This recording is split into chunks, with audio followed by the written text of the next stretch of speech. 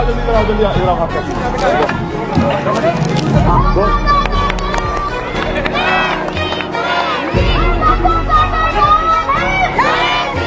आप ये फूल लाए और ये फूल अच्छे नहीं है, ये बासी फूल हैं, या ये जिस काम के लिए आप लाए वो उस काम में फिट नहीं बैठ रहे, तो आप इनको वापस कर सकते हैं।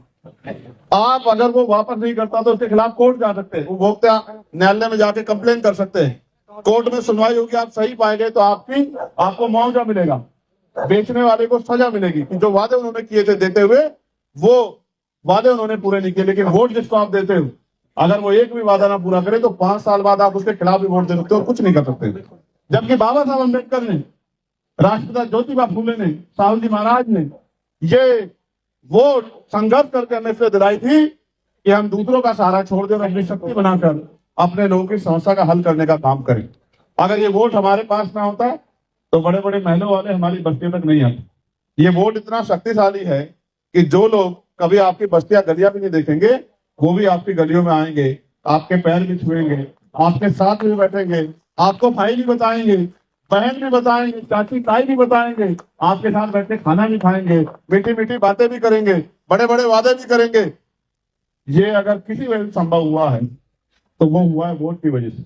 ये वोट जब उनको आपके अपने लिए चाहिए होता है तो वो सारे रिश्ते निभाते हैं, सारा भाईचारा करते हैं, सारी समस्या हल करने की बात करते हैं। लेकिन बुरा यह है कि चुनाव के बाद 5 साल तक फिर कोई दिखाई नहीं देता, फिर चुनाव आता है तभी फिर लोग वापस आते हैं। तो मैं दर्शन पाल जी का दिल से धन्यवाद करता हूं कि उन्होंने हिम्मत जुटाई और वो इस मैदान में उतरे बाबा साहब अम्बेडकर के उस मिशन को आगे बढ़ाने के लिए। जो मिशन ये कहता है कि हमें सत्ता में अपनी हिस्सेदारी करनी, हमें अपनी शक्ति बनानी है, हमें अपनी वोट से ताकत बनानी और अपनी सारी समस्याओं का हल करना है। जिन समस्याओं के लिए हम नेताओं के, अधिकारियों के, कर्मचारियों के दफ्तरों के बाहर घूमते फिरते हैं, अगर दर्शन सिंह जी को आपने वो ताकत दी, उनको हिम्मत दी, उनके ऊपर विश्वास दिखाया, तो मैं लिख के देता हूं कि आपकी समस्याओं का हल तो होगा, लेकिन आपको किसी के दफ्तरों के चक्कर नहीं काटने पड़ेंगे जब काम करने वाला व्यक्ति आपके बीच होगा।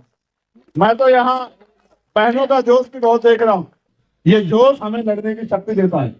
जहाँ इतनी बहादुर बहनें हैं कि उन्होंने खुद से मोर्चा ले रखा है, वो खुद से प्रचार कर रही हैं, वो जोरदार नारा लगा रही हैं, वो अपनी बात को घरों तक पहुंचा रही हैं, वो छोटे छोटे साधनों, छोटे छोटे माइक से बड़ी बड़ी जो है संदेश देने काम कर रही है। तो मैं और मेरे जैसे हर व्यक्ति के मन में ये उत्साह पैदा होता है कि जो काम बहनें कर सकती हैं वो काम हम भाई क्यों नहीं कर सकते। मैं सभी बड़े बुजुर्गों को, नौजवान साथियों को, माताओं को, बहनों को सबसे कहना चाहता हूँ कि ज्यादा दिन चुनाव में नहीं, आपको घर से निकल के घर घर जाना होगा, अपनी बात को, महापुरुषों की बात को घरों तक पहुंचाना होगा, लोगों से अपील करनी होगी कि आपने सबको मौका दिया है, एक मौका आप दर्शन सिंह जी को भी दो।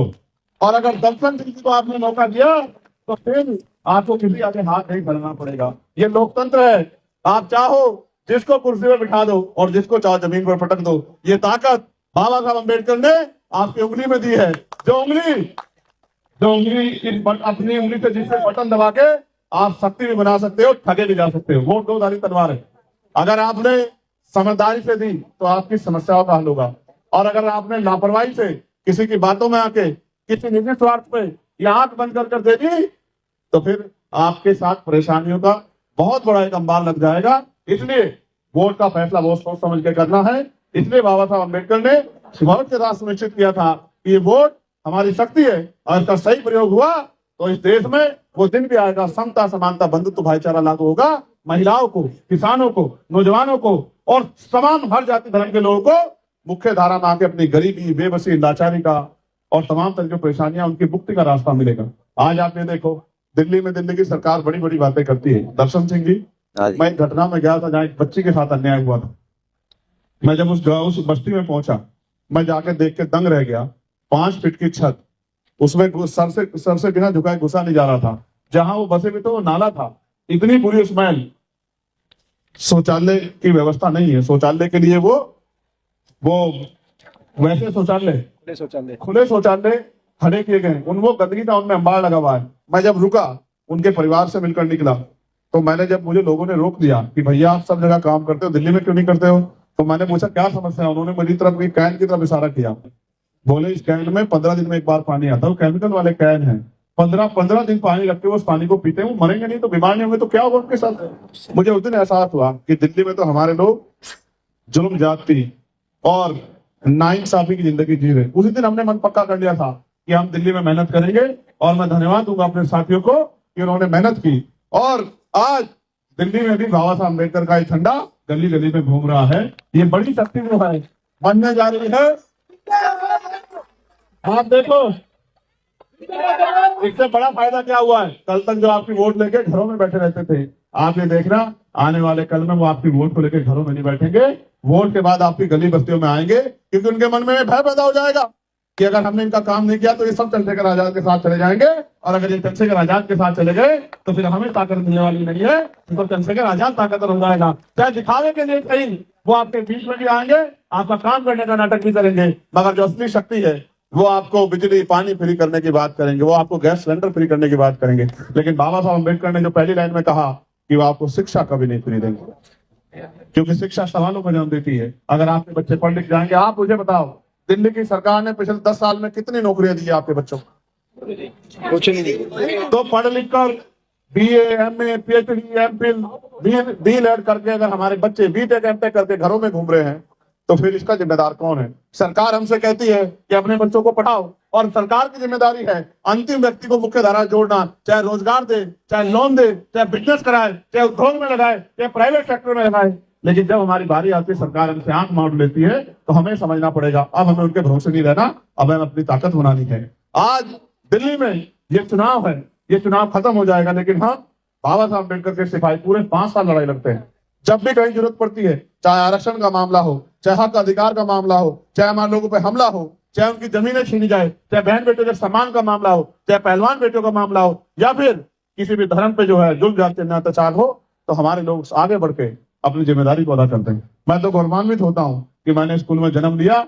मैं इस बात से बड़ा खुश हूँ कि मुझे इसका बाबा साहब अम्बेडकर स्कूल में पैदा होने का मौका मिला, और उनकी तरह उनके दिखाए रास्ते पर चल के गरीबों की सेवा करके।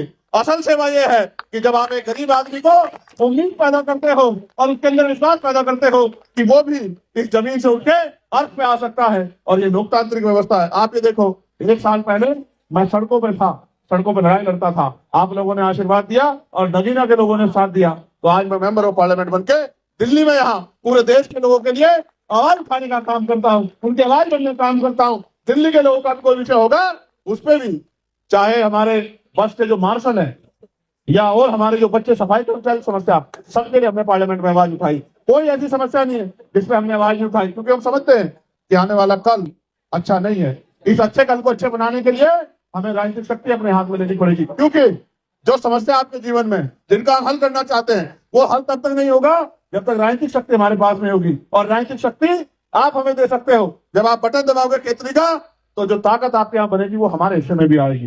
इसलिए आपके हाथ में है कि नारे के साथ साथ अपने मन में बात भी पक्की कर लो कि हमें यहाँ इस विधानसभा में बाबा साहब अम्बेडकर के असली बच्चों को, उनके असली वारिसों को, काशीराम साहब के मिशन के चलाने वाले लोगों को, यानी कि आजाद समाज पार्टी के लोगों को ताकत देनी है, और दर्शन सिंह जी को केतली का बटन दबा के कामयाब बनाना है। और मेरा विश्वास है कि दर्शन सिंह जी, जिनके परिवार में बाबा साहब अम्बेडकर की ज्योति जल रही है, जो बाबा साहब अम्बेडकर के मिशन को आगे लेकर चल रहे हैं, जो माननीय दीना भाना वाल्मीकि जी के मिशन को आगे लेकर चल रहे हैं, उनके मिशन को, उनके काम को और उनके संघर्ष को 4 चांद लगाने का, उनको शक्ति देने का अवसर आप लोग प्रदान करोगे। मैं पुनः अपनी बात को समाप्त करते हुए, क्योंकि रास्ते में आते हुए जाम बहुत था, कोशिश तो हम कर रहे थे कि 1 घंटा पहले आपके बीच आ जाते, मगर अभी दिल्ली में जाम की व्यवस्था बड़ी खराब है। आज भी जाता तो पेट्रोल डलवा के कि मैं 20 किलोमीटर चला जाऊंगा, लेकिन 5 किलोमीटर में ही पेट्रोल खत्म हो जाता है, इतना जाम यहाँ लगता है।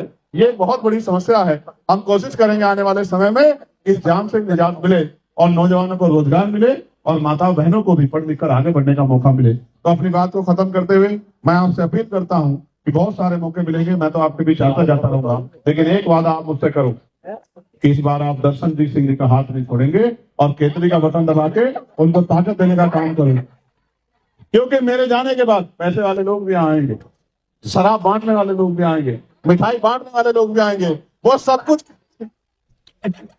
बहुत सारे लोग आएंगे, और झूठे वादे करने वाले लोग भी आएंगे। उनसे आपको सावधान रखें, अपनी ताकत बनाना। बहुत बहुत धन्यवाद।